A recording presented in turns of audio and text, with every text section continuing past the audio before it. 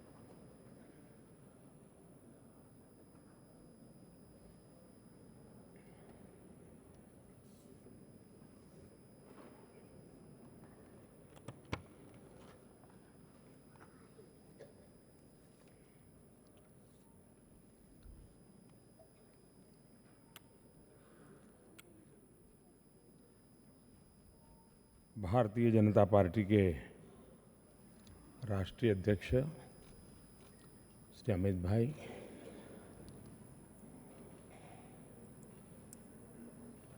NDA के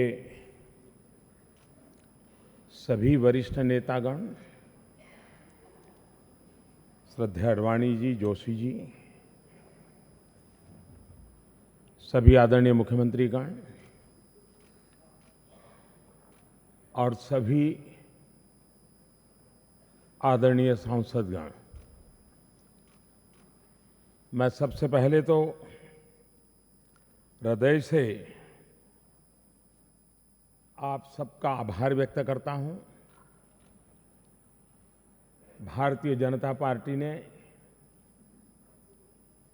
संसदीय दल के नेता के रूप में सर्वसम्मति से मुझे चुना। एनडीए के भी सभी सांसदों ने और एनडीए के सभी दलों ने भी इसका समर्थन किया और इसके लिए मैं आपका हृदय से बहुत बहुत आभारी हूं।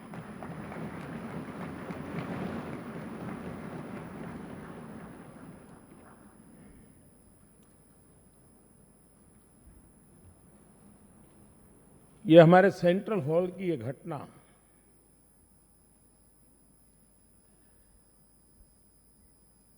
ये असामान्य घटना है। हम आज नए भारत के हमारे संकल्प को एक नई ऊर्जा के साथ आगे बढ़ाने के लिए यहां से एक नई यात्रा को आरंभित करने वाले हैं। देश की राजनीति में जो बदलाव आया है, अपने अपने स्तर पर आप सभी ने इसका नेतृत्व किया है। आप सभी इस बदलाव की प्रक्रिया के बहुत बड़े साक्षी भी हैं। आप सभी अभिनंदन के अधिकारी हैं, लेकिन विशेष रूप से जो पहली बार चुन करके आए हैं, वे विशेष अभिनंदन के अधिकारी हैं और इसलिए मैं उनको अनेक अनेक शुभकामनाएं देता हूं। पूरा विश्व का ध्यान भारत के इस चुनाव में था।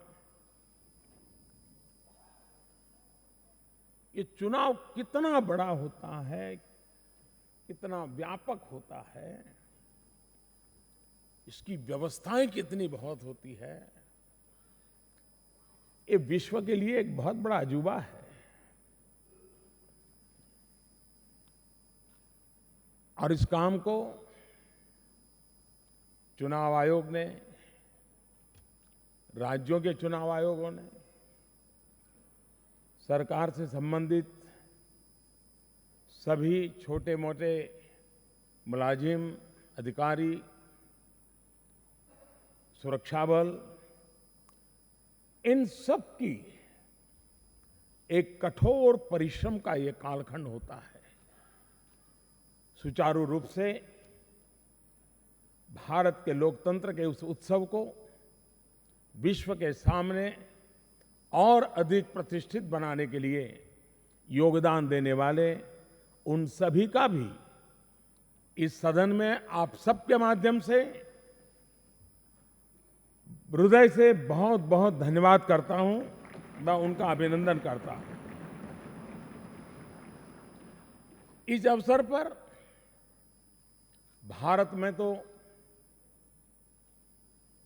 चुनाव अपने आप में एक उत्सव था, मतदान भी अनेक रंगों से रंगा हुआ था, भरा हुआ था, लेकिन विजयोत्सव उससे भी अधिक शानदार था। न सिर्फ भारत में, लेकिन पूरे विश्व में फैले हुए भारतीयों ने और भारत प्रेमियों ने भारत के इस विजयोत्सव में जिस बढ़ चढ़ कर के उमंग और उत्साह के साथ दुनिया भर में हिस्सा लिया है, ये अभी अपने आप में हम सब के लिए गर्व का अवसर है। मैं विश्व भर में इस उत्सव को मनाने वाले, इस चुनाव से प्रत्यक्ष और परोक्ष रूप से जुड़े हुए उन सब का भी अभिनंदन करता हूं।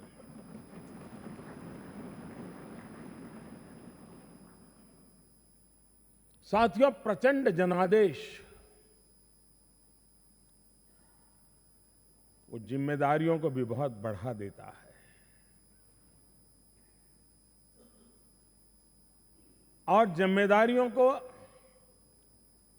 सहर्ष स्वीकार करने के लिए हम निकले हुए लोग हैं। उसके लिए नई ऊर्जा के साथ, नए उमंग के साथ हमने आगे बढ़ना है, लेकिन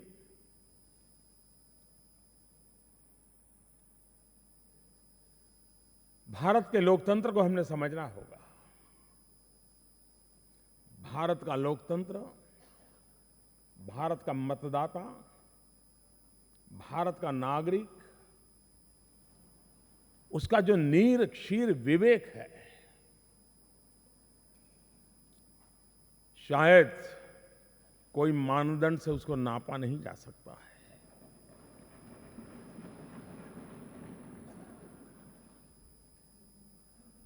और दिन ब दिन भारत का लोकतंत्र इतना मैच्योर्ड होता चला गया है कि आज हम कह सकते हैं कि सत्ता, पावर, सत्ता का रुतबा भारत के मतदाता को कभी प्रभावित नहीं करता है।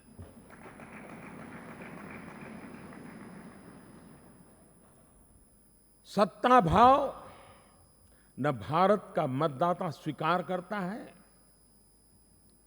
और न ही उसको पचा पाता है। मजबूरन कभी सहन कर ले, लेकिन स्वीकार नहीं करता है। सम्मान तो कभी नहीं देता है, लेकिन इस देश की विशेषता है कि बड़े से बड़े सत्ता सामर्थ्य के सामने भी सेवा भाव को वो सर झुका करके स्वीकार करता है।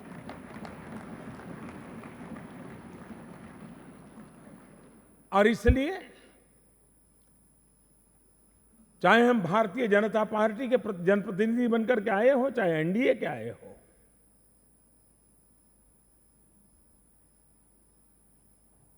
जनता ने हमें स्वीकार किया है सेवा भाव के कारण। सत्ता के गलियारों में रहने के बावजूद भी सत्ता भाव से अलिप्त रहना, इसके लिए अपने आप को तैयार करना होता है। और जितनी प्रबल मात्रा में सेवा भाव को उजागर करेंगे, सत्ता भाव सिमटता जाएगा, और जैसा जैसा सत्ता भाव सिमटता जाएगा, जनता का आशीर्वाद बढ़ता जाएगा। और इसलिए रामकृष्ण परमहंस का एक ही संदेश रहता था कि जीव में ही शिव है।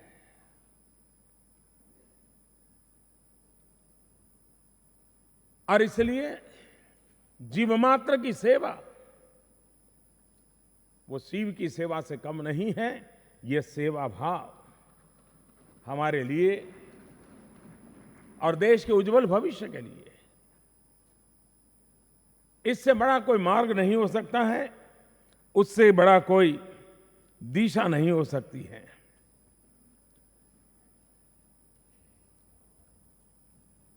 आज एनडीए के भी सभी वरिष्ठ साथियों ने आशीर्वाद दिए हैं, और आप सब ने मुझे नेता के रूप में चुना है।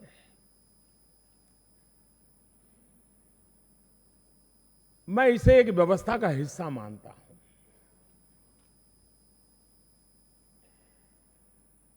मैं भी बिल्कुल आप में से एक हूं, आपके बराबर हूं।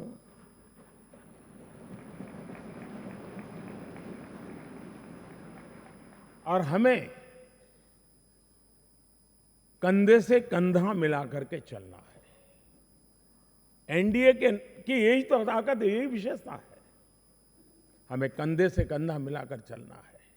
लेकिन अगर कुछ गलत हो भी जाए, गलती हो जाए, तो एक सर ऐसा चाहिए कि चोट आए तो वही झेल लें, ताकि बाकी कंधे सलामत रहे। उस चोट के झेलने के लिए आपने मुझे आज बिठाया है। तो मैं भी अपने आप को उसी रूप में सज्ज करने के लिए अविरत प्रयास करूंगा, और आपके विश्वास पर मैं जरूर खरा उतरूंगा। इस चुनाव में एक बहुत बड़ी विशेषता है। आमतौर पर आचार्य विनोबा जी भावे इस विषय को बार बार कहते थे, और वो चाहते थे सहमति की राजनीति की वो पक्षकार रहते थे। चुनाव बांट देता है, दूरियां पैदा करता है, दीवार बना देता है, खाई पैदा कर देता है। लेकिन 2019 के चुनाव ने दीवारों को तोड़ने का काम किया है।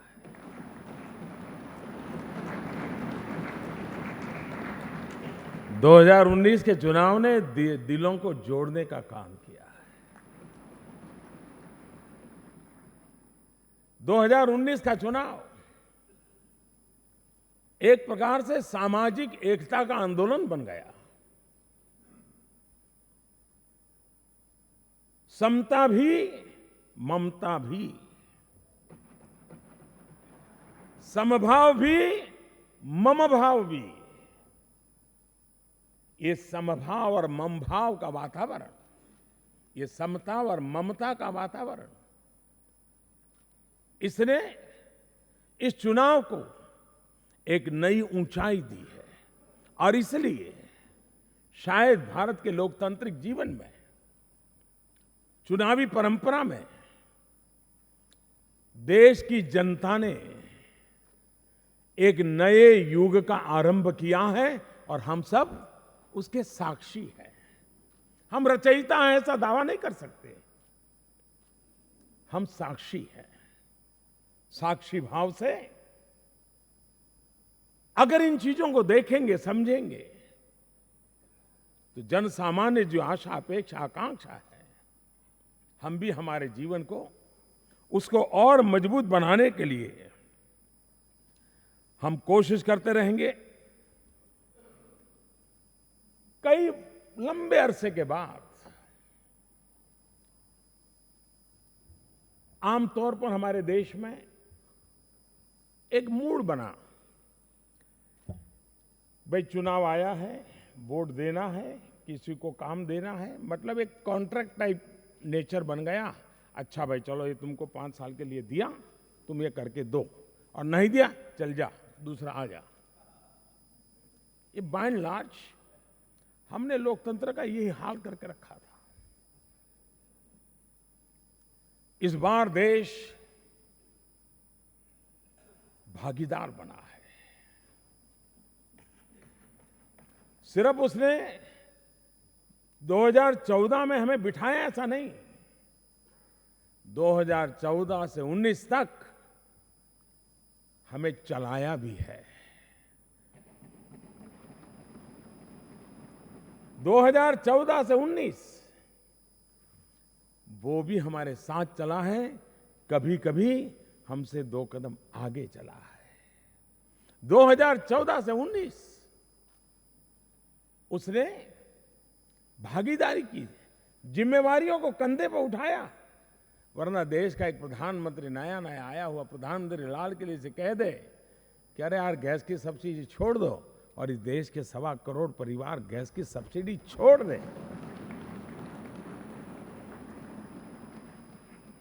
मतलब सरकार को हम लोगों ने जितना चलाया है, देश को हमने जितना बढ़ाने का प्रयास किया है, उससे ज्यादा 125 करोड़ देशवासियों ने किया है। और उसी का परिणाम है कि ये चुनाव प्रो इनकम्बेंसी, आमतौर पर एंटी इनकम्बेंसी बड़ा नेचुरल होता है, क्योंकि राजी नाराजी उसका एक स्वाभाविक होता है। कभी सांसद के प्रति राजी नाराजी होती है, कभी संगठन में राजी नाराजी होती है, कभी वेस्टेड इंटरेस्ट ग्रुप को बड़ा दुख होता है, बहुत कुछ होता है। और वो एक प्रोफेशनल हैजार्ड भी है। हम कितना भी कोशिश करें लेकिन कुछ न कुछ तो हो ही जाता है। लेकिन विश्वास की डोर जब मजबूत होती है, तब प्रो इनकम्बेंसी वेव पैदा होता है।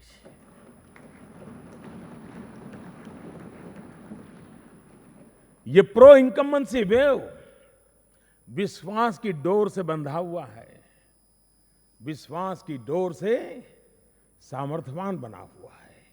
और विश्वास का डोर जनता और सरकार के बीच ही नहीं, जन जन के बीच भी वो विश्वास का डोर बना चला है। और उसमें से ये प्रो इनकम्बेंसी वेव पैदा हुआ है। और इसके कारण ये चुनाव पॉजिटिव वोट का चुनाव है। फिर से सरकार को लाना है, फिर से सरकार को काम देना है, फिर से सरकार को जिम्मेवारी देनी है, इन लोगों के माध्यम से देश को यहां ले जाना है। इस सकारात्मक सोच ने ये इतना बड़ा जनादेश दिया है। लोकतांत्रिक प्रक्रियाओं के जो पंडित हैं, आज शायद उतना उनका चित्र अभी हो सकता है धुंधला हो, क्योंकि रिजल्ट का प्रभाव भी रहता है। लेकिन जब शांत मन से सोचेंगे, ये धुंधलाहट हटेगी, तो ये सकारात्मक शक्ति का सामर्थ्य क्या होता है, और उसको चैनलाइज करने की दिशा में अगर लोग जुड़ेंगे, मैं समझता हूं हम देश की बहुत बड़ी सेवा कर पाएंगे। न सिर्फ सरकार, 125 करोड़ देशवासियों का संकल्प और पुरुषार्थ और परिश्रम एक बहुत बड़ी ताकत बनकर के उभर सकता है। कभी कभार छोटी मोटी घटनाएं सार्वजनिक जीवन में निराश कर देती है। कोई एक आध निर्णय किया हो और पचाने चारों तरफ से अगर आंदोलन खड़ा हो जाए, या अखबार में हेडलाइन आ जाए और 24 घंटे टीवी पर दिखाई दे, तो अच्छे अच्छे हिल जाते हैं। तो लगता है यार क्या होगा पता नहीं, डर लग जाता है, चुनाव चला है क्या होगा यार, कैसे जाऊंगा मतदाताओं के बीच में, कैसे। आमतौर पर वातावरण बना हुआ है। लेकिन आपने देखा होगा हिंदुस्तान के मतदाता में जो नीर क्षीर विवेक है, उसकी ताकत देखिए। ऐसा नहीं है कि काम करते करते राजी नाराजी नहीं होती है, ये तो कोई दावा नहीं कर सकता है। जो कुछ नहीं करते उनके लिए तो ठीक है कि भाई कोई नाराजी है ना नाराजी है। जो करता है उसके लिए सब कुछ होता है। लेकिन परिश्रम की अगर पराकाष्ठा हो और ईमानदारी के विषय में रत्ती भर भी संशय न हो तो देश उसके साथ चल पड़ता है। इस बार इस देश ने दिखा दिया। ये देश परिश्रम की पूजा करता है। ये देश ईमान को सर पे बिठाता है और यही इस देश की पवित्रता है। इस पवित्रता को लेकर के चलना, उस पवित्रता को समर्पित होना, ये हमारा भी दायित्व बनता है। क्योंकि जन सामान्य की जो निरक्षीर विवेक है उसकी कसौटी के यही मानदंड होते हैं। और मुझे विश्वास है कि हम सब आने वाले दिनों में इनको लेकर के पक्का परिणाम ला सकते हैं और हम आगे भी बढ़ सकते हैं। जनता ने हमें इतना बड़ा आदेश दिया है, स्वाभाविक है थोड़ा सीना चौड़ा हो जाता है, स्वाभाविक जरा माथा ऊंचा हो जाता है। तुमसे अच्छा, तुम्हारे गांव वाले मेरे साथ ये किया था। जनप्रतिनिधि को ये सोचने का हक नहीं होता है।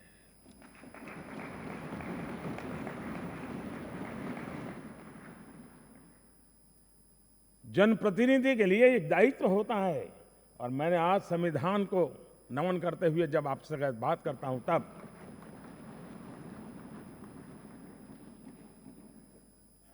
जनप्रतिनिधि के लिए कोई भेद रेखा नहीं हो सकती है। जो हमारे साथ थे हम उनके लिए भी हैं, जो भविष्य में हमारे साथ चलने वाले हैं उनके लिए भी है। जिन्होंने आज हम पे विश्वास रखा है हम उनके लिए भी हैं, और जिनका विश्वास हमें जीतना है हम उनके लिए भी हैं। और इसलिए मेरे क्षेत्र का सर्वांगीण विकास, और तभी तो सबका साथ सबका विकास ये मंत्र पूरे विश्व ने स्वीकार किया है। विश्व के नेता उसका ट्रांसलेशन करके मुझे कहते कि इसको जरा समझाइए। ये अपने आप में एक बहुत बड़ा मार्गदर्शक सिद्धांत हमारा है, सबका साथ सबका विकास। और इसलिए जनप्रतिनिधि से मेरा आग्रह रहेगा, शासक के रूप में तो हमारी जिम्मेवारियां है ही है, संविधान ने हमें जिम्मेवारियां दी है, लेकिन जनप्रतिनिधि के नाते एक मानवीय संवेदनाओं के साथ अब हमारा कोई पराया नहीं हो सकता है।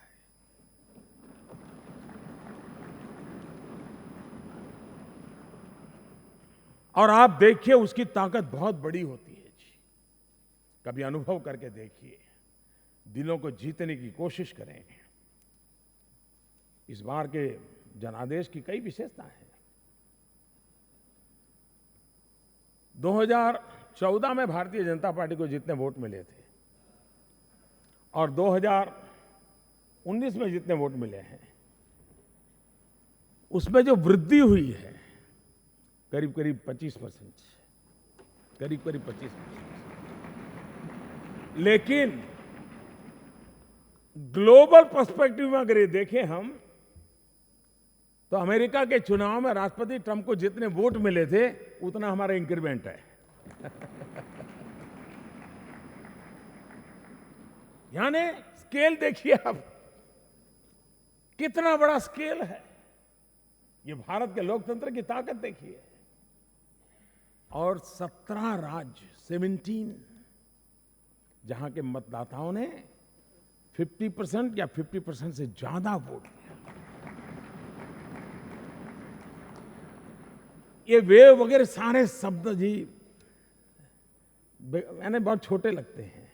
और मुझे जब किसी ने पूछा था कि मैं ये चुनाव अभियान में मैं अनुभव कहता हूं मेरा अपना, और ये शब्दों में मैं अभिव्यक्त भी नहीं कर पाऊंगा।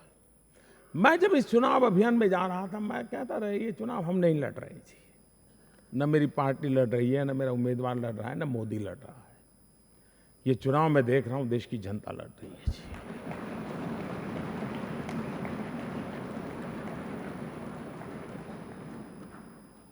तो मुझे एक पत्रकार ने पूछा, फिर आप इतना दौरा क्यों करते हैं? मैं कहा, वोट मांगने के लिए नहीं दौरा कर रहा हूं, मैं उनका धन्यवाद करने के लिए निकला हूं।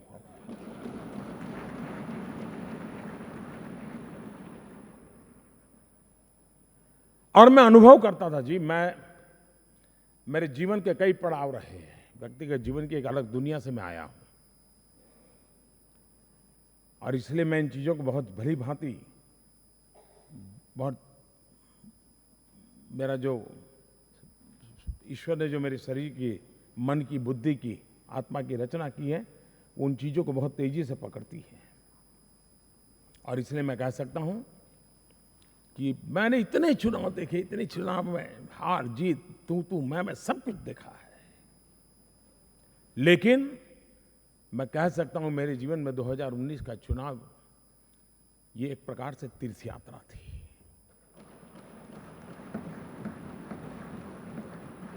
ये चुनाव अभियान नहीं था जी।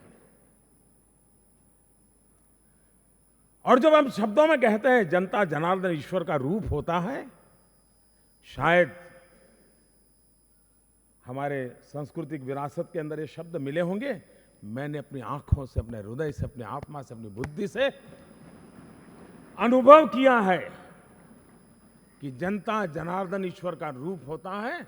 और मैंने अनुभव किया है कि इस बार का मेरा ये भारत भ्रमण तीर्थ यात्रा के समान था। एक नई ऊर्जा, नई शक्ति, नया स्पंदन ये प्राप्त कर करके हम सब लोगों को अवसर मिला है। और इसलिए ये चुनाव अपने आप में एक बहुत बड़ी, वैश्विक दृष्टि से जरूर चर्चा होगी कि दुनिया का इतना बड़ा लोकतंत्र, इतना बड़ा, आजादी के बाद पहली बार इतना वोटिंग हुआ है जी इस चुनाव में, इतना परसेंटेज। आजादी के बाद इतने लोकसभा के इतने चुनाव में इतना परसेंटेज वोटिंग इसके पहले नहीं हुआ है। ये अपने आप में 40, 42, 45 इन दिनों जो विदेश के मुझे फोन आते हैं, विदेश के नेता पूछना चाहते हैं, जो उनको जिज्ञासा रहती है, बधाई तो देते हैं। और जब मैं उनको कहता हूँ 40-45 डिग्री टेम्परेचर में वोट करने जाते हैं, तो उनको बड़ा अजूबा लगता है। ये कैसा देश है कि 40-45 डिग्री में कतार में खड़े रह करके वोट डालने जाता है। और इस बार माताओं बहनों ने कमाल कर दिया है जी।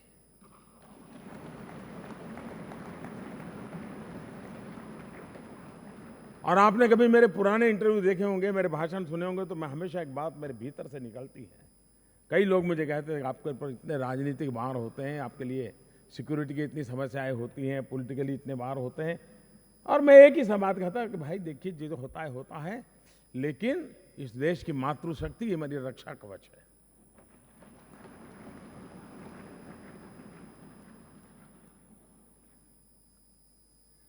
इस चुनाव में हिंदुस्तान में पहले हमेशा पुरुषों की तुलना में महिलाओं के मतदान 5%, 7% कम होता था। इस बार महिलाओं ने बराबरी कर दी है। अगली बार देखना आगे निकल जाएगी।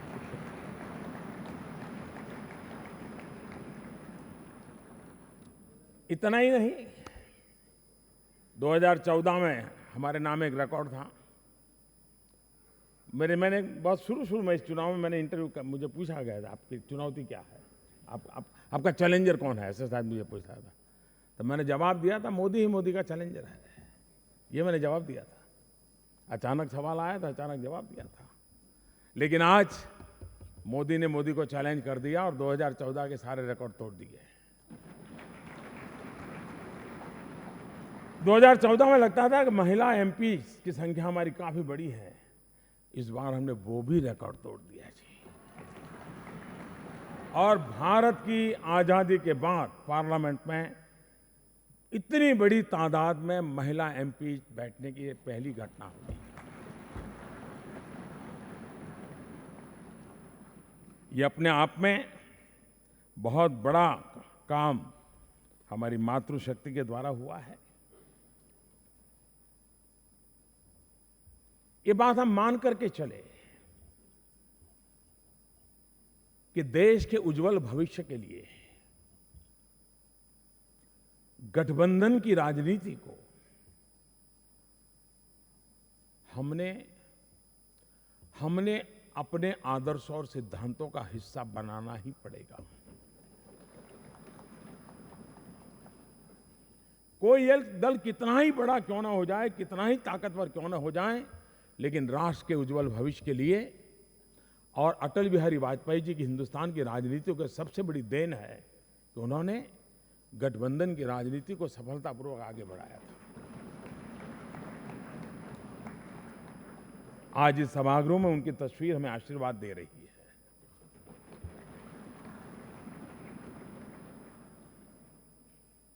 और एनडीए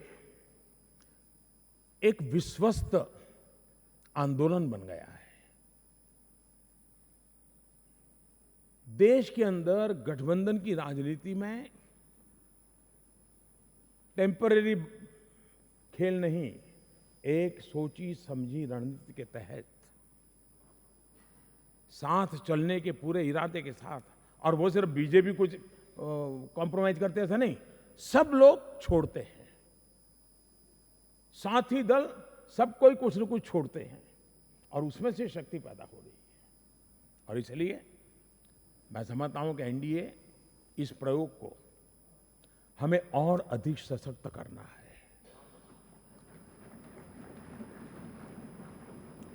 और ये बात देश की जनता ने 303 दी है, उसके बाद मैं कह रहा हूं, तब मेरा कमिटमेंट कितना है इसका आप अंदाज कर सकते हैं।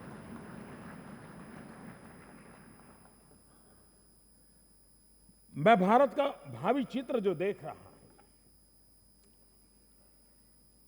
भारत की एकता, अखंडता, भारत के विकास के अंदर इन शक्तियों को जोड़ने के पीछे मेरा सीधी सीधी समझ है।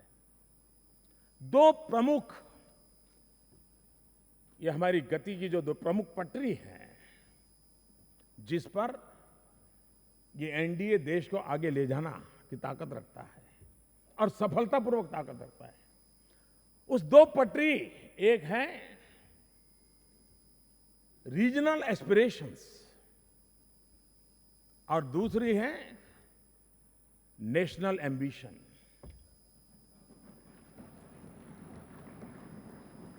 इन दोनों का मेल, ये दोनों की पटरी पर देश विकास की गति को पकड़ता है। भारत जैसे देश में नेशनल एम्बिशन, उसमें कॉम्प्रोमाइज कभी देश को बहुत बड़ा नुकसान कर सकता है, लेकिन रीजनल एस्पिरेशंस के प्रति उपेक्षा देश के लिए नए संकट पैदा कर सकता है। और इसलिए प्रबल नेशनल एम्बिशन के साथ साथ रीजनल एस्पिरेशंस के प्रति संतुलित, सकारात्मक हमारा आचरण, इन मूलभूत सिद्धांतों के रूप में एनडीए को चलाया है। और जैसे नारा कहते हैं, नारा, स्लोगन, लेकिन ये अपने आप में एक नारा है। National ambition NA, regional aspiration RA, नारा NARA।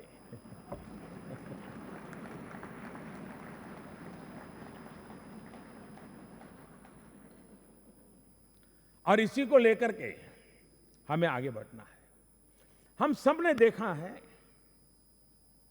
कि एनडीए की विशेषता क्या है। दो चीजों को लेकर के पॉलिटिकल पंडितों को इस बात को समझना होगा। अटल जी, अडवाणी जी, जोशी जी, उस कालखंड से जो यात्रा शुरू हुई अटल जी के आशीर्वाद से, उसमें सबसे बड़ा लुब्रिकेटिंग एजेंट जो है वो है विश्वास, और उसको आगे बढ़ाना हम लोगों का दायित्व है। पीढ़ी बदल गई है। बादल साहब एक हमारे पास, अडवाणी जी पुराने लोगों में, बाकी बाला साहब नहीं है, उद्धव से चला लेते हैं, अटल जी नहीं है, मोदी को भुगतना पड़ता है। लेकिन फिर भी उस महान विरासत, उन संस्कारों के कारण हम उसको और ताकतवर बनाते चले जा रहे हैं। और दो चीजें मैं मानता हूं कि बहुत ही महत्वपूर्ण है, जो कभी न कभी तो देश के पॉलिटिकल पंडित देखेंगे। एनडीए के पास दो महत्वपूर्ण चीजें हैं जो हमारी अमानत है। एक है एनर्जी, एनडीए का दूसरा नाम है एनर्जी, और दूसरा है सिनर्जी। ये एनर्जी और सिनर्जी एक ऐसा केमिकल है जिसको लेकर के हम सशक्त और सामर्थ्यवान हुए हैं, जिसको लेकर के हमें आगे चलना है। पार्टी की अपने विचारधारा है, पार्टी अपने मैनिफेस्टो है, पार्टी की अपना कार्य संस्कृति है, तभी तो अलग पार्टियां हैं। लेकिन भारत जैसे उज्जवल भविष्य के लिए और भारत के लोकतंत्र के लिए इन सबको जोड़ करके चलना ये समय की मांग है। और उसमें आज सफलतापूर्वक अगर कोई गठबंधन चले हैं जिसके हित में, जिसके ध्यान में संपूर्णपणे हिंदुस्तान का ही भविष्य प्रायोरिटी है, बाकी सब बाद में है, उसी का परिणाम है कि हम इसको प्राप्त कर पाए। इसे हमें आगे बढ़ाना है और बढ़ाने में हमें बहुत सफलता मिलेगी, ऐसा मुझे पूरा विश्वास है। कभी कभार अगर पिछले 2-5 साल का कार्यकाल देखें, इसके लिए हमें किसी और को दोष देने की जरूरत नहीं है, लेकिन एक छोटी सी जल्दबाजी या वनअपमैनशिप का मोह इतने बड़ी तपस्या को, इतने बड़े पुरुषार्थ को डिरेल करने के लिए ताकत रखता है। 2014 से 19 का कार्यकाल जो रहा, हम चर्चा में इसलिए नहीं रहे कि कुछ गलत किया, नहीं कोई ऐसा सरकार के प्रति, मिनिस्टर के प्रति, डिपार्टमेंट के प्रति ऐसा कोई तूफान खड़ा नहीं हुआ, गौर विरोधी भी नहीं खड़ा पाए। लेकिन अगर मसाला दिया किसी ने तो हमने दिया। जो बड़बोलापन होता है और वो टीवी के वो डंडे में पता नहीं क्या ताकत होती है, खोल देता है मुंह तुरंत, कुछ भी बोल देते हैं। और जो बोलते हैं तो वो 24-48 घंटे तक उनकी दुकान चलती है और हमारी परेशानी बढ़ती है। हम सब जब आए हैं तब क्या हम इस बात में तय कर सकते हैं? और कुछ लोगों को तो मैंने देखा है कि जब तक सुबह उठ करके राष्ट्र के नाम संदेश नहीं देते हैं, उनको चैन नहीं होता है। अच्छा, मीडिया के लोगों को भी पता होता कि 6 नमूने है, वहां सुबह पहुंच जाओ, गेट के बाहर खड़े रहो, निकले कुछ तो बोलेगा। कल्पना बाहर का नुकसान हमें होता है इससे। ऐसी ऐसी चीजें हमारे खाते में जमा हो जाती है जिसका हमारा कोई लेना देना नहीं। सदन चलने के बाद मैं कुछ कहूंगा तो किसी को लगेगा कि शायद ये मेरे लिए कहा। आज बिल्कुल न्यूट्रल अवस्था में मैं कहता हूं कि हम सब इन चीजों से बचें, हमारे उज्जवल भविष्य के लिए भी जरूरत। यहां भी देखना, आज बहुत लोग आपको हंटिंग करते होंगे, पहली बार आए हैं, और शुरू में तो इतना बढ़िया पूछेंगे ना। और अटल अडवाणी जी जब पार्टी के नेतृत्व करते, 2 चीजों से बचने के लिए कहते थे। वो कहते थे 2 चीजों से बचना चाहिए, एक छपास और दूसरी दिखाश।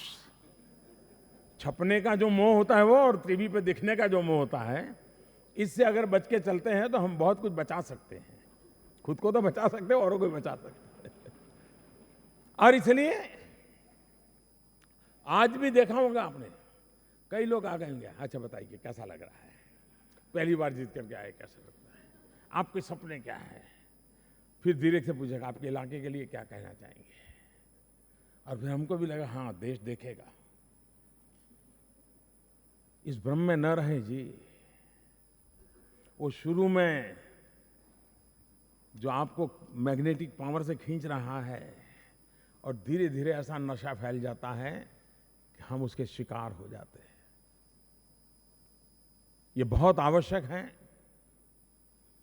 कि हम जितना इन चीजों से अपने आप को बचा सकते हैं, कभी कभार तो कोई कहे कि हमने ऐसा सुना है, आपका क्या कहना है, तो भाई ठहरो, 1 घंटे के बाद बात करते हैं, मैं पहले जांच करूं सचमुच में क्या हुआ है। वरना मूल बात बाजू में रह जाएगी, फिर आपका बयान, आपके बयान पर दूसरे का बयान, दूसरे पर तीसरे का, और रात पढ़ते बढ़ते बढ़ते मूल बात चली जाएगी और किसने क्या कहा उस पर खेल चलता रहता है। वो बुरा करते ऐसा मैं नहीं मानता, उनको दोष देने की जरूरत नहीं है। हमारा मोह हमें संकट में डालता है, और इसलिए नए जो साथी हमारे आए हैं और पुराने की भी मेरा ये बहुत आग्रह है कि हम इन चीज़ों से बचें, क्योंकि अब देश माफ नहीं करेगा जी, देश माफ नहीं करेगा। हमारी बहुत बड़ी जिम्मेवारियां हैं और हमें इन जिम्मेवारियों को निभाना है। दूसरा ये भी समझ ली चलिए, कभी कभी आपको ऑफ द रिकॉर्ड बात करने के लिए लोग आते हैं। दुनिया में कुछ भी ऑफ द रिकॉर्ड नहीं होता है, भ्रम में मत रहिए जी, कुछ भी ऑफ द रिकॉर्ड नहीं होता है। और आजकल किसी के जेब में कौन सा इंस्ट्रूमेंट होता है पता ही नहीं होता है, और बाद में फिर वो हवा डाल देता है जी। इन चीज़ों से बचना ये हम लोगों का दायित्व है, और ये मैं सार्वजनिक रूप से इसलिए कहता हूँ क्योंकि ऐसी छोटी छोटी छोटी चीज़ें हमें परेशान करती रहती है। कितने ही बढ़िया निर्णय, कितने ही बढ़िया मेहनत काम किया हो, और कहीं कोने में एक आध हो गया खेल पूरा, उनको बड़ा मजा आ जाता है जी, क्योंकि बहुत बड़ा वर्ग है जी, वो 70 साल किसी और ने पाला हुआ है जी, वो हमें कौन स्वीकार करेंगे जी। और इसलिए हमारी शिकायत उनके लिए नहीं है, हमें पता है कि उनका ये कारोबार है, हमें अपने आप को संभालना है। हमारी वाणी से, वर्तन से, आचार से, व्यवहार से हमें अपने आप को बदलना होगा। कभी कभार हमारे मन में ये आ जाता है कि हम अब तो हो जाता है, लेकिन हम याद रखें कि हमारे बराबर के कई दावेदार थे। हम याद रखें कि लक्षावधि कार्यकर्ताओं ने और 4-4 पीढ़ी के पुरुषार्थ का परिणाम है कि आज हमें यह अवसर मिला है। और इसलिए हमारे भीतर का कार्यकर्ता जिंदा रहना चाहिए। थोड़ा सा भी अहंकार अपने आसपास के सबको दूर कर देता है जी,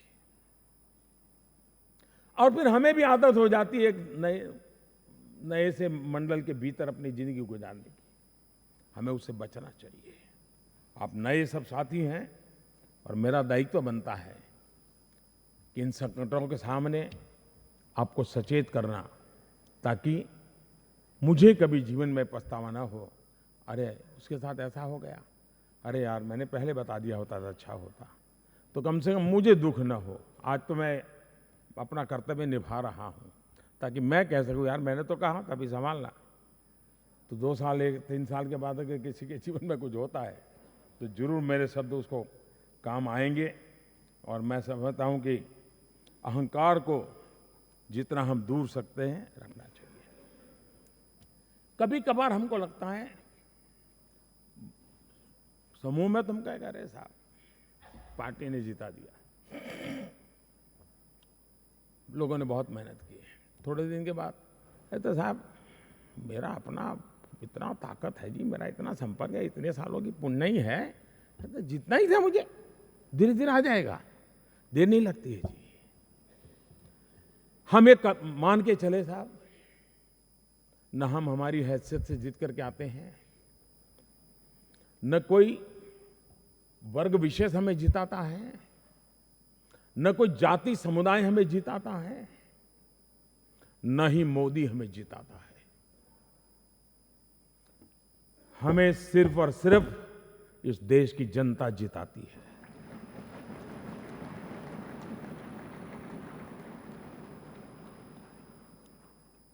हम जो कुछ भी हैं मोदी के कारण नहीं है, जनता जनार्दन के कारण है। हम जो कुछ भी हैं हमारी अपनी योग्यता के कारण है, ऐसा भ्रम में हम ना आए। हम जो कुछ भी हैं जनता जनार्दन के कारण है। और हमें जन आदेश मिला है, जन आदेश।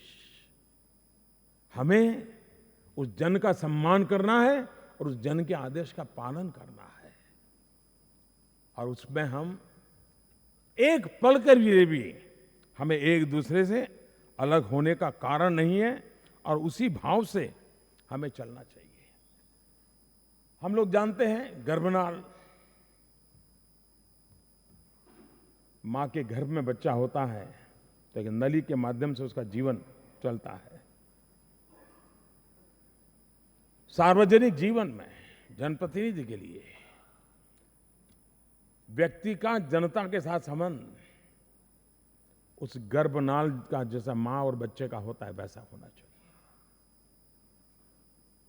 वहीं से शक्ति मिले, वहीं से जीवन मिले, उस भाव को कभी हमने छोड़ना नहीं चाहिए और उसी को लेकर के हमने आगे बढ़ना चाहिए। आपको अनुभव आ जाएगा थोड़े दिन में। अभी तो मुझे सबकी सूची कौन जीत करके आए हैं, कौन नहीं आए हैं, सारी चीजें अभी तो देखना मेरा बाकी है। लेकिन इस देश में बहुत ऐसे नरेंद्र मोदी पैदा हो गए हैं जिन्होंने मंत्रिमंडल बना दिया है। और अगर सबका टोटल लगाएंगे तो शायद एक 5-50 एमपी रह जाएंगे जो मंत्री के लिस्ट में नहीं आएंगे। और ये सबसे बड़ा संकट होता है। फिर हमको भी कहना है यार उस अखबार में आया है, जरूर मेरा नंबर लगेगा। मैं इतना हैरान हूं जी, आजकल लोग झूठे फोन करते हैं। मैं पीएमओ से बोल रहा हूं, आपका नाम तय हो गया, आप दिल्ली आ जाइए। अच्छा, वो नया होता है, वो आवाज भी पहचानता नहीं, वो भी मान लेता है जी। मैं कृपा करके कहता हूं, ये जो मीडिया वाले नाम चला रहे हैं वो सरासर भेद पैदा करने के लिए कर रहे हैं, भ्रमित करने के लिए कर रहे हैं, अफवाहें फैलाने के लिए कर रहे हैं, अपने बद इरादों की पूर्ति के लिए कर रहे हैं। आप इस भ्रम में कभी मत आइए। कुछ तो लोग आएंगे, अरे यार मैंने तो तुम्हारा कंप्यूटर पे नाम देखा था, रात को 9 बजे नाम था यार, राष्ट्रपति की यहां लिस्ट गई, तुम्हारा नाम क्यों नहीं आया? यहां तक जैसे मेरे बगल में बैठ करके बना रहा है। मैं लंबे समय तक मुख्यमंत्री रह के आया हूं, 5 साल यहां रह के आया जा रहा हूं। देखिए जी, ऐसा कुछ नहीं होता है जी। ये कोई अगर आपको सुना दे तेरा तो तय है और वो तुझे करवा देगा, वो मिला, कुछ होना नहीं है जी। जो कुछ भी होगा, जो नॉर्म्स तय होते हैं, नॉर्म्स के आधार पर होता है। न कोई अपना है न कोई पराया है, जो जीत कर आए सारे मेरे हैं, मेरे लिए कोई फर्क नहीं पड़ता है। दायित्व तो बहुत कम लोगों को दे सकते हैं। और इसलिए कृपा करके कोई पहुंच जाए कि मेरा तो खास है, चलो कर देता हूं, चक्कर में मत पड़ना भाई। अखबार में टीवी में आ जाए तो उसको फोन कर, भाई बंद कर दो, तुम मेरी इज्जत खराब कर रहे हो। वरना ये बड़ा, मुझे तो याद है मैं गुजरात में सीएम था, हमारे छत्तीसगढ़ के कार्यकर्ता आ गए अहमदाबाद। मैं पहले छत्तीसगढ़ का प्रभारी था, पार्टी का काम करता था, परिचय बहुत था। तो कैसे आना हुआ? तो बोले कल आपका फोन आया था।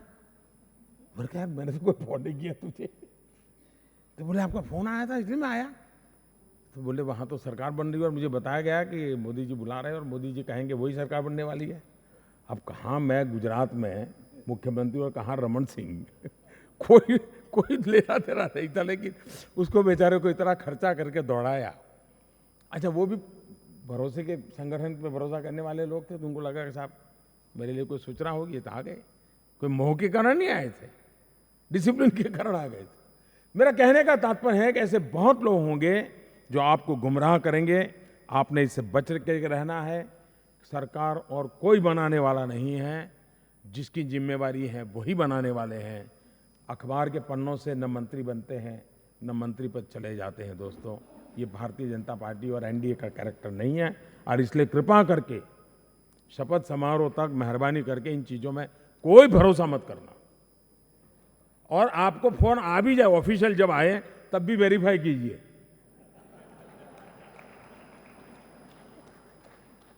क्योंकि वरना ये चीजें हैं जो बड़े ही नई नई मुसीबतें कर देती है। और इसलिए मेरा आग्रह रहेगा कि आप लोग इन सारी बातों को ध्यान में रखें। एक और संकट आता है, जो नए लोग आए हैं उनको तो तुरंत अनुभव आएगा। जब आप पहले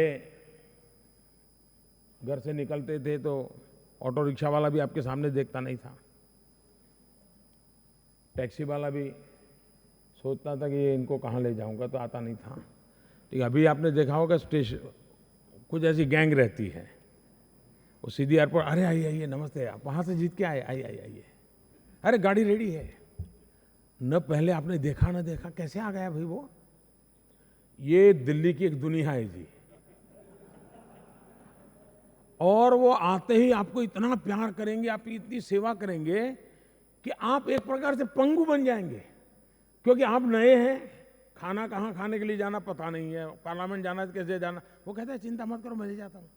3-4-5 दिन में तो आपकी, मनुष्य का स्वभाव है, ऐसी दोस्ती हो जाती है।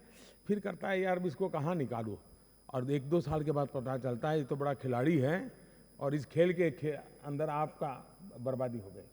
कृपा करके ये जो सेवा भावी लोग आते हैं ना, उनकी सेवा से मुक्त रहिए जी।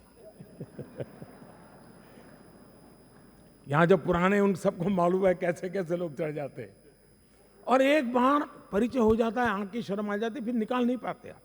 पता चलने के बाद भी नहीं निकाल पाते, मनुष्य का स्वभाव होता है। और इसलिए मेरा आपसे आग्रह है, पुराने एमपी भी आपको कहे कि मेरा ये अच्छा है, मैं तो अब चुनाव नहीं लड़ा हूं या मैं हार गया हूं, इसको तुम देख लो बहुत काम करेगा, बिल्कुल किसी को हाथ मत लगाओ जी।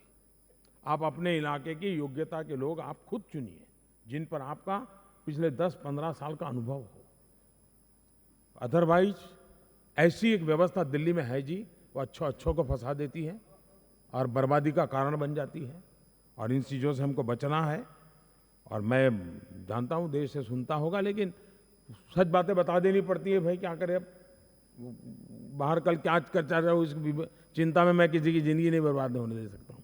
और इसलिए मैं आपको कहता हूँ, एक बात, वीआईपी कल्चर, देखिए देश को बहुत नफरत है जी। आपने देखा होगा कि एयरपोर्ट पे अब हम एमपी बन गए, वो चेक करता है तो हमको बुरा लगता है, यार मैं एमपी हूँ और मेरा चेकिंग क्यों नहीं होना चाहिए। चेकिंग जी, हम नागरिक हैं, कतार में क्यों नहीं खड़े रहना चाहिए। ये चीजें मैं आज क्यों कह रहा हूं, आपको बुरा लगेगा अच्छा लगेगा मैं नहीं जानता हूं, लेकिन अब देश, और वहां 50 मोबाइल फोन से फोटो निकालते रहते हैं, और फिर सोशल मीडिया में आ जाए तो आप यार ये किसने कर दिया, फिर आपको क्या गलत किया उसमें चिंता नहीं थे, किसने किया उसके पीछे आप समय बर्बाद करते हो। मैं चाहता हूं दोस्तों, युग बदल चुका है, जनता जनार्दन बहुत सतर्क है, सचेत है, हमें उसको ध्यान में रख करके अपने आप को बदलना है। सिर्फ दिखावे के लिए नहीं, अपने आप को बदल देना चाहिए। लाल लाइट हटाना, कोई इसमें इकोनॉमी, पैसे, कोई बजट कुछ नहीं था, लेकिन देश में एक मैसेज गया कि हाँ ये लाल लाइट का जो नशा है ना, ये मोदी जी ने अच्छा क्या उतार दिया। सामान्य मानवी के मन में इन चीजों का असर है जी। हम जितना सामान्य मानव, आप हमारे मनोहर पर्रिकर जी की पहचान ही यही थी जी, पहचान ही यही थी, और वो अपने आप में एक बड़ी ताकत थी जी, बहुत बड़ी ताकत थी। मैं समझता हूं कि बहुत सी चीजें हैं जो अच्छाई से जो लोगों ने किया है, और वीआईपी कल्चर से हम जितना बच सकते हैं हमने बचना चाहिए। साथियों, हम एक बहुत बड़ी जिम्मेवारी पर आए हैं, हम पर दायित्व बहुत बड़ा है। क्षेत्र के काम एक हैं, लेकिन आप एमपी हिंदुस्तान के हैं, देश के हैं, भारत के हैं। आपको केरल की भी चिंता करनी है, कश्मीर की भी चिंता करनी है, सिर्फ अपने क्षेत्र की या अपने राज्य की नहीं। अपने आप को एक राष्ट्रीय दृष्टिकोण से डेवलप करना होता है। आपको कई निर्णय करने आते हैं, आप लॉ मेकर हैं, और मैं मानता हूं कि हम कुछ भी करें तब उन कसौटियों से हम खरे हैं कि नहीं, वो देखते रहिए तो गलतियां कम से कम होगी। गलतियां नहीं होगी मैं कह नहीं सकता हूं, कि हम मनुष्य हैं, मुझसे भी होती है, लेकिन कम से कम होगी। एक महात्मा गांधी ने बहुत सरल रास्ता दिखाया है। महात्मा गांधी ने सरल रास्ता ये दिखाया है कि आप कोई भी निर्णय करो, आप उलझन में हो, दुविधा में हो, तो पल भर के लिए आखिरी छोर पर खड़े हुए आखिरी इंसान को याद कीजिए और सोचिए कि आप जो कर रहे हैं वो उसका भला करेगा कि नहीं करेगा। गांधी, दीनदयाल और लोहिया, इन तीन महापुरुषों की विचारधारा से पले बढ़े लोग आज हिंदुस्तान की राजनीति पर प्रभाव पैदा कर रहे हैं, किसी भी दल में क्यों न हो, लेकिन मुख्यतः इन तीन विचारधाराओं से निकले हुए लोग हैं। इन तीन में सेंट्रल आइडिया यही है, गांधी हो, दीनदयाल हो, लोहिया हो। और दूसरी कसौटी है बाबा साहब आंबेडकर की तपस्या का जिस पर छाया है वो हमारा संविधान।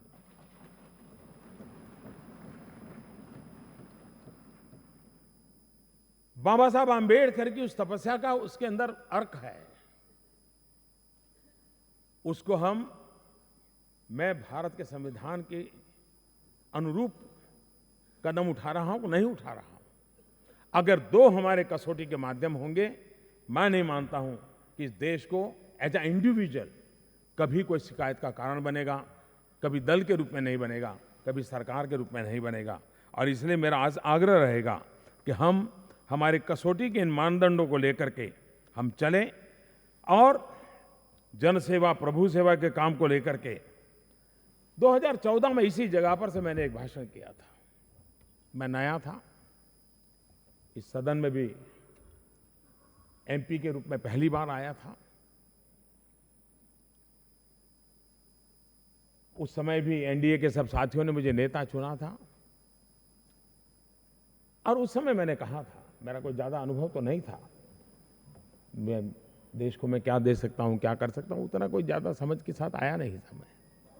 लेकिन उस बार मेरे भीतर से एक आवाज उठी थी और आवाज को मैंने कहा था कि मेरी सरकार इस देश के दलित हो, पीड़ित हो, शोषित हो, वंचित हो, आदिवासी हो, गरीब हो, उनको समर्पित है। और आज जिस जगह पर भारत के संविधान का निर्माण हुआ था, जिस जगह पर कभी बाबा साहब आंबेडकर बैठे थे, जहां पंडित नेहरू बैठे थे, जहां सरदार वल्लभ भाई पटेल बैठे थे, उस सदन में मैं खड़े होकर के फिर से कहना चाहता हूं कि 5 साल उस मूलभूत बात जो हृदय से निकली थी, हमने एक पल उससे अपने आप को ओझल नहीं होने दिया। न डाइल्यूजन आया, न डाइवर्जन आया। हम उस फोकस को लेकर के चलते रहे। और एक प्रकार से मैं कह सकता हूं कि 2014 से 2019 प्रमुख रूप से हमने गरीबों के लिए सरकार चलाई। और आज मैं बड़े संतोष के साथ कह सकता हूं कि 2019 में ये सरकार देश के गरीबों ने बनाई।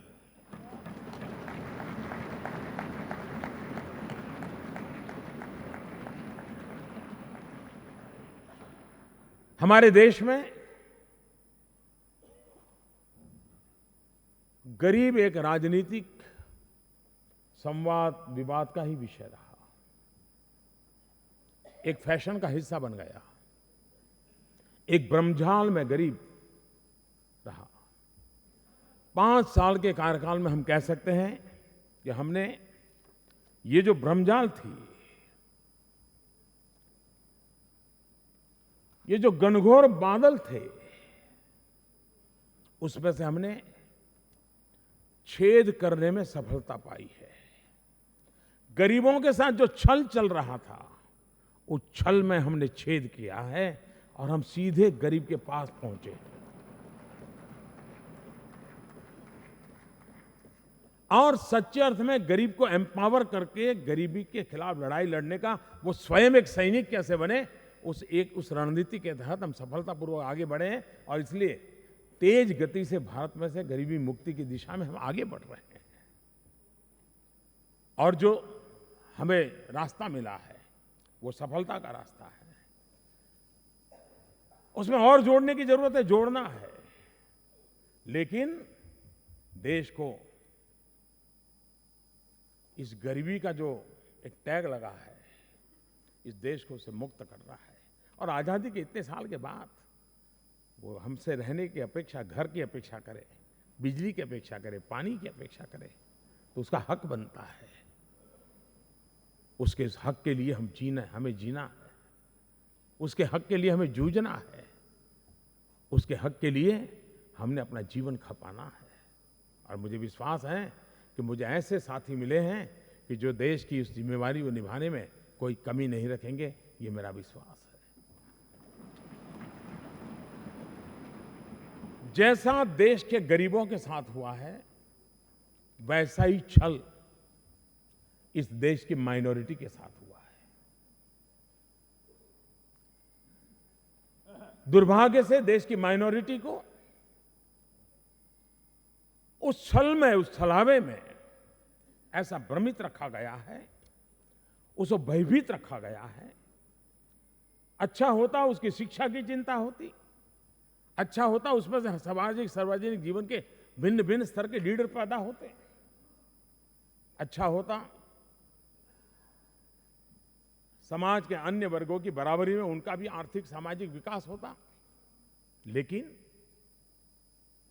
वोट बैंक की राजनीति में एक छलावा, एक काल्पनिक भय, एक काल्पनिक वातावरण और डर का माहौल पैदा कर करके उनको दूर भी रखा, दबा करके भी रखा और सिर्फ चुनाव में उपयोग करने का खेल चला। 2019 में आज मैं एक जिम्मेवारी के साथ आपसे अपेक्षा करने आया हूं। अब जब संविधान को के सामने सर झुका करके आपके सामने खड़ा हुआ हूं, तब मैं आपसे आग्रह करूंगा कि हमें इस छल को भी छेद करना है।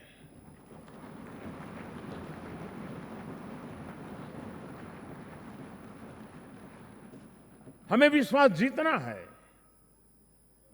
1857 का स्वातंत्र संग्राम इस देश की हर कौम, हर जात, हर पंथ कंधे से कंधा मिला करके अंग्रेज सल्तनत के खिलाफ लड़ाई लड़ करके आजादी का बिगुल बजाया था। 1857। आज जब हम आजादी के 75 साल के दरवाजे पर दस्तक देने की तैयारी कर रहे हैं, तब देश की एकता और अखंडता के लिए भारत के संविधान की शपथ लेने वाले हम सबके लिए दायित्व बनता है कि उस 1857 के स्पिरिट को फिर से एक बार पैदा करें। और उस समय 1857 में गुलामी से मुक्ति के लिए कंधे से कंधा मिलाकर के लड़े थे। अब स्वराज्य के लिए लड़ना है, गरीबी से मुक्ति के लिए लड़ना है, कंधे से कंधा मिलाकर के लड़ना है और सबको साथ लेकर के चलना है। ये भय, डर, काल्पनिक जो चीजें बनाई हैं, उसमें छेद करना हम सबके जीवन और आचरण और हमारी जुबान से भी निकलना चाहिए। एक बहुत बड़ी दायित्व है, उस दायित्व को हमें निभाना है। देश ने हमें, और जैसे मैंने कहा, जो हमने वोट देते हैं वो भी हमारे हैं, जो हमारा घोर विरोध करते हैं वो भी हमारे हैं, क्योंकि हम 130 करोड़ देशवासियों के लिए, हमारे लिए कोई भेद नहीं हो सकता है। और इसलिए मैं आज इस संविधान के साक्ष्य में, वो संविधान है जिस पर देश के उन महापुरुषों का हस्ताक्षर है, जिस पर बाबा साहब आंबेडकर के एक एक शब्द पर उनकी कलम का असर है, और इसलिए उसकी साक्षी में आज हम मन में संकल्प करके चले कि इस देश के सभी वर्गों को, और पुराने तरीके से काम नहीं आएंगे जी, वो तरीके उनको मंजूर है। हमें तो एकमात्र मार्ग हम सबने मिलकर के 21वीं सदी में हिंदुस्तान को नई ऊंचाइयों पर ले जाना है। कोई पीछे नहीं रहना चाहिए, कोई इस विकास यात्रा में छूट नहीं जाना चाहिए। पंथ के आधार पर, जात के आधार पर कोई भेदभाव नहीं होना चाहिए। इस संकल्प को और मजबूती से हम करते आए हैं और अधिक ताकत से करते रहना है और उसको प्राथमिकता देते हुए चलना है और इस छल को छेद करना है जी। ये उनको हम हैंडओवर करके बैठे रहे, ये मुझे मंजूर नहीं। अब हम चुप रहते हैं, इसी का फायदा उठा रहे हैं। और इसलिए इस जिम्मेवारी को भी हम निभाएंगे, तभी तो देश हम पूरी तरह सबको साथ लेकर के चल सकते हैं। और सबका साथ, सबका विकास और अब सबका विश्वास, ये हमारा मंत्र है।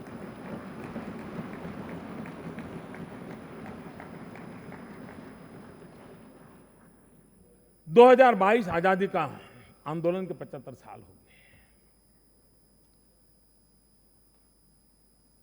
हम एक ऐसे कालखंड में इस देश का नेतृत्व करने का हम लोगों को अवसर मिला है जब 2019 गांधी 150 और 2022 भारत 75 और 550 गुरु नानक देव जी के, यानी एक ऐसा अद्भुत संयोग है ये कालखंड का।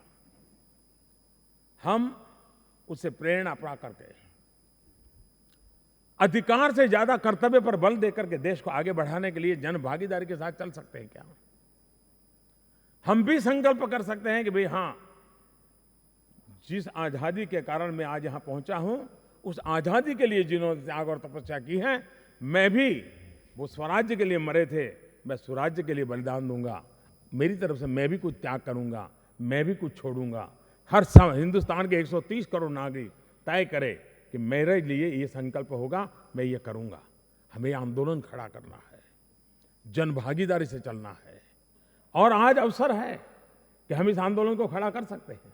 हम देश में एक स्थिति को पैदा कर सकते हैं और देश के जन सामान्य को हम जोड़ करके स्वच्छता, कोई कल्पना नहीं कर सकता था कि स्वच्छता का जन आंदोलन बन सकता है। अगर स्वच्छता जन आंदोलन बन सकता है तो भारत, समृद्ध भारत भी जन आंदोलन बन सकता है। तो समृद्ध भारत के सपने को और इंक्रीमेंट होता रहेगा। दुनिया इंतजार नहीं कर सकती है और न ही देशवासी इंतजार करेगा। हमें जितना हो सके उतना जल्दी करना है। बाकी तो कोई भी सरकार आएगी, कोई खराब करने के लिए थोड़ी सरकार आती, कुछ तो करते ही है। लेकिन हम कुछ तो करने के लिए नहीं आए, हम बहुत कुछ करने के लिए आए हैं। और इसलिए उस भाव को पकड़ करके हम चलते हैं तो आजादी के 75 साल वो अपने एक वातावरण बनाना। 1857 का स्पिरिट जैसे देश की एकता के लिए आवश्यक है, वैसे ही 1942 टू 1947 वो 5 साल का स्मरण कीजिए। एक तरफ क्रांतिकारियों के बलिदानों की श्रृंखला, भगत सिंह सहित अनेक महापुरुषों का फांसी के तख्त पर चढ़ जाना, वीर सावरकर जैसे अनेक महापुरुषों का अंडमान निकोबार की जेलों में जिंदगी जवानी गुजार देना, भक्ति आंदोलन की पीठिका, और 42 टू 47 एक व्यापक जन आंदोलन। हिंदुस्तान का हर नागरिक एक प्रकार से आजादी का सिपाही बन गया था। कोई झाड़ू भी लगाता था तो कहता था कि मैं देश की आजादी के लिए झाड़ू लगा रहा हूं। कोई किसी को खादी पहनने के लिए कहता था तो भारत की आजादी के लिए पहनता था। कोई विदेशी चीज का उपयोग नहीं करूंगा कहता था तो मन में संकल्प करता था मैं मेरे देश की आजादी के लिए कर रहा हूं। 42 टू 47 का जो स्पिरिट था, हिंदुस्तान का जन जन जिस प्रकार से खड़ा हो गया था, हमें 2019 से 2024 और 2022 को प्रेरणा का बिंदु मान करके, प्रेरणा की एक बहुत बड़ी ज्योति समझ करके आजादी के 75 साल को स्मरण करते हुए हम उस स्पिरिट को फिर से पैदा करें, 42 टू 47 वाला, और उस स्पिरिट को लेकर के स्वराज्य के लिए जो वातावरण था वो स्वराज्य के लिए कैसे बने, समृद्ध भारत के लिए कैसे बने, और हम लंबे अरसे तक डेवलपिंग कंट्रीज के टैग के साथ जीना मंजूर नहीं है। अगर 21वीं सदी एशिया की सदी है तो 21वीं सदी भारत की सदी बने, ये हम लोगों का दायित्व है।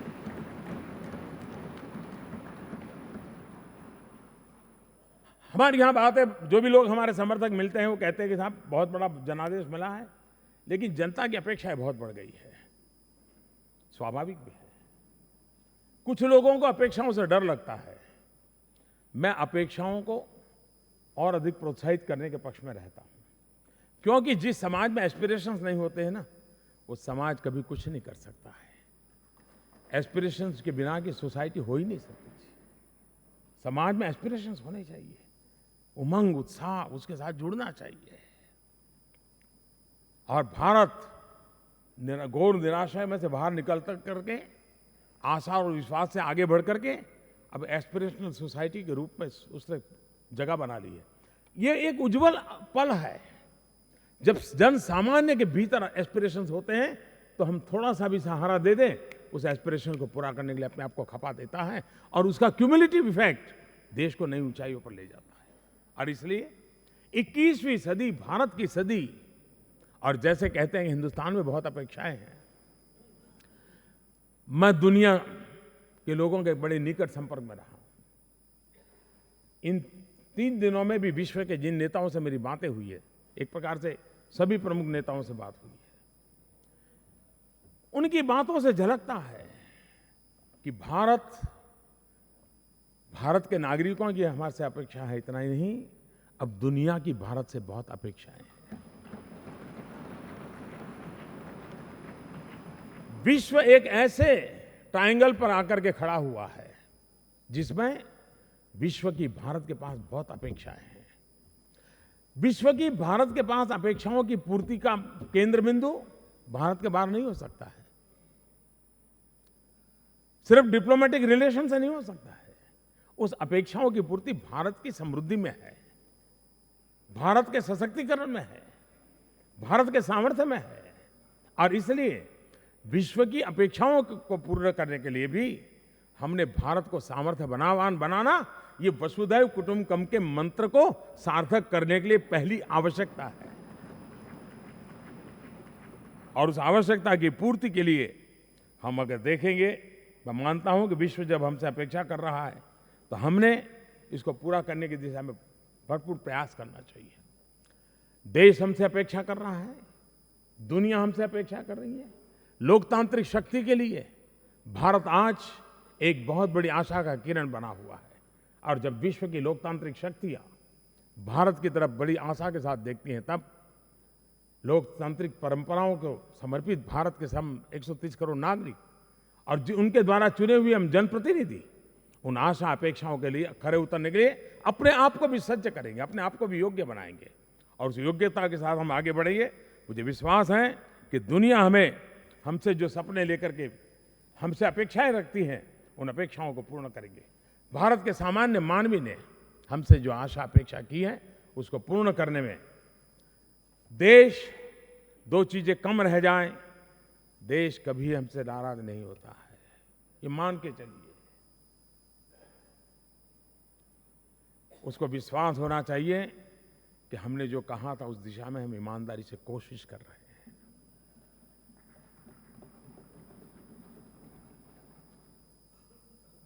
हमारा समय का पल पल, हमारी शक्ति का पूरा सामर्थ्य इस काम के लिए लगे। आप सबने मुझे दायित्व दिया है, लेकिन ये कोई कॉन्ट्रैक्ट नहीं है कि मोदी जी बस आपको बिठा दिया, अब करके दिखाओ। जी नहीं, ये हमारी संयुक्त जिम्मेवारी है, सामूहिक जिम्मेवारी है और मैं भी आप में से एक हूं। अगर कोई चोट पहुंचेगी तो झेलने की जिम्मेवारी मेरी है, अगर सारी सफलता का यश लेना है तो उसके हकदार सिर्फ और सिर्फ आप हैं। उसी भाव के साथ हम एक टीम बनकर के देश की आशा अपेक्षाओं को पूर्ण करने के लिए अपने आप को योग्य करें, हमारा शक्ति और समय लगाएं और भारत के संविधान यही हमारे लिए सर्वोपरि है। हमारे लिए घर में हमारा कोई भी पूजाघर हो, कोई भी पूजा पद्धति हो, लेकिन हम निकलते ही भारत माता से बड़ा हमारा कोई इष्ट देवता नहीं हो सकता है। वही हमारा इष्ट देवता है। उसी इष्ट देवता के लिए और 130 करोड़ देवी देवता के रूप में जो हमारा समाज व्यवस्था है, उसके प्रति उसी भाव के साथ, समर्पित भाव से हम काम करें। मुझे विश्वास है कि आपने मुझ पर जो विश्वास रखा है, मुझ पर आशीर्वाद भी बने रहे बड़ों के, और मैं भी अपनी क्षमताओं को, योग्यता को बढ़ाने में कोई कसर नहीं छोड़ूंगा। ये मैं आपको विश्वास दिलाता हूं। आपके साथ मिलकर के, कंधे से कंधा मिला करके एक साथी कार्यकर्ता के रूप में मैं काम करता रहूंगा, ये भी मैं आपको विश्वास दिलाता हूं। मैं फिर एक बार आज इस सदन में नेता चुनने के बाद देशवासियों को भी हमें जो जिम्मेवारी दी है, इसके लिए मैं देश के सभी नागरिकों का आदरपूर्वक सर झुका करके नमन करते हुए धन्यवाद करता हूं और देश की आशा आकांक्षाओं को पूर्ण करने के लिए मैं पूरा प्रयास करूंगा। ये मैं विश्वास के साथ फिर अपनी बात करता हूं। मैं फिर एक बार आपका भी बहुत बहुत धन्यवाद करता हूं, आप सबका बहुत आभार व्यक्त करता हूं, सभी वरिष्ठ जनों का आभार व्यक्त करता हूं। इतने लंबे समय की साधना का परिणाम है कि देश का हम विश्वास जीत पाए हैं। इस विश्वास की पूर्ति के योग्य हमें ईश्वर बनाएं। जनता जनार्दन ईश्वर का रूप है, हमें वो शक्ति दे, उसी को हम पूर्ण करते हुए चले। मैं फिर एक बार आपका भी बहुत बहुत धन्यवाद करता हूं।